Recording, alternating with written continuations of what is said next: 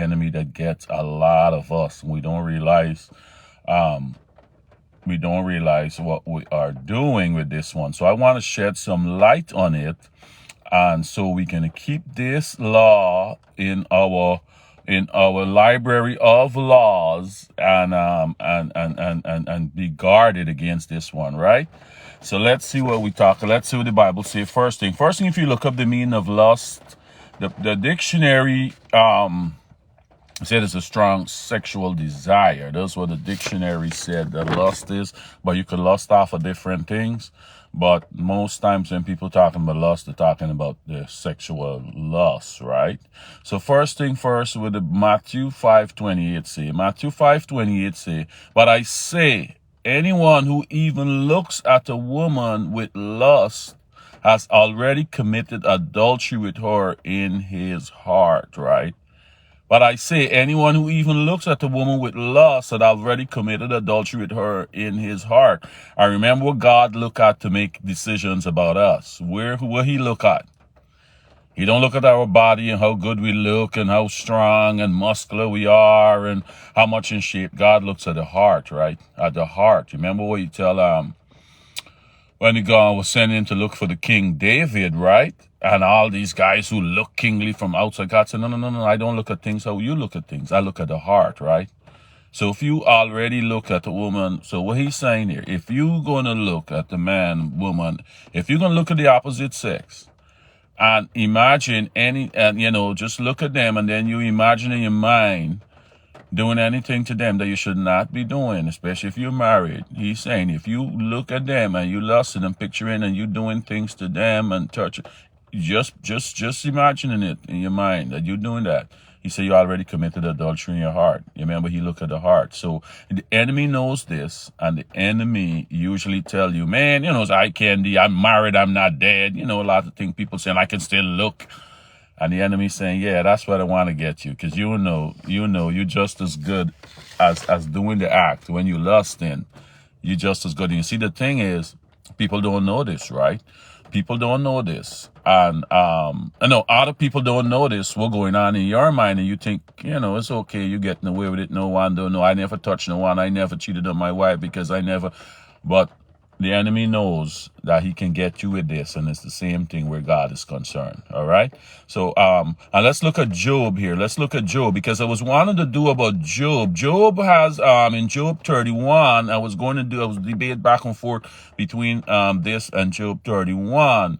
But I decided to shed a little light on this first, and then we can go into Job 31. Because Job 31, he was, when he was asking God, why was going on to me? I'm following all the laws that we talk about. Job telling God, hey, I'm following these laws, guy. Why this happening to me, right? So let's see how Job start off in Job 31. When he was making the final protest of his innocence, right? He started off by saying, I made a covenant with my eyes not to look with lust at a young woman. That's how we start out. This is the first thing he telling God when he was protesting his innocence. God, I made a covenant with my eyes not to look with lust at a young woman. He's saying, when you say he made a covenant, he made an agreement with his eyes. That's how Job put it. Job said, I know, and he can go down and tell you how lust is, right? But he said, I made this covenant with my eyes. I make an agreement with my eyes, saying not to look at a young woman lustfully. That's how he started off. So that's how serious lust is, and the enemy knows this. And he used this against us and tell us, well, you can look, man. There's nothing wrong with you looking. After all, you ain't touching. You ain't dead. You still got eyes, So let's look at how Job described this here in Job 31:9. We can read from it 9 through 12. Job 31, 9 through 12. This is the same plea of his innocence here to God, right? He said, if my heart has been seduced by a woman, or if I have lusted for my neighbor's wife, then let my wife serve another man. Let other men sleep with her. For lust is a shameful sin. For lust is a shameful sin, a crime that should be punished. It is a fire that burns all the way to hell. it would wipe out everything I own. So that's what Job was holding on when it was why he started off by saying, I made a covenant with my eyes. I made a covenant with my eyes not to look lustfully, because he's saying he know what a shameful sin lust is and a crime that should be punished. It is a fire that burns all the way to hell. It would wipe out everything I own. So Job saying, I know if I only lust, this could wipe out everything I have. This is as he put it here, it's a fire that burns all the way to hell, right? So Job knowing how serious lust is, and that's one of the easy things where the enemy catches with, right? And we don't know, and then we bring some disaster on ourselves, right? So Job know this seriously, just why he start off saying he made a covenant with his eyes. That's how far, that's how he said, right? Proverbs 6:25. Let's see what Proverbs 6:25 said. He said, do not lust in your heart after her beauty, or let her captivate you with her eyes. Do not lust in your heart after her beauty. Guys, so I just wanna, this is one of the things that slip under the radar, guys. And lots of time we might go into God just like Job. And I'm going to do it. I'm going to do it. Well, maybe the next time we talk, or maybe on Wednesday, right? And this is one of the things that might slip under the radar. And then we go in, you remember God said, don't hide your sin and all of that, right? And you might not even know how serious lust is, but you say, man, God, I'm doing everything. I'm not doing nothing. I never cheat on my wife. I never do this. I never do that. Why is this happening to me just like Job? But Job had a kink in his armor. We'll deal with that the next day, right? And you may not take lust seriously because you saying I did not commit no act, so I'm good, I'm safe. But that's what the enemy wants. The enemy wants you right there. Because remember, the enemy's success, the devil's success, is based on our ignorance. Our ignorance meaning things that we do not know.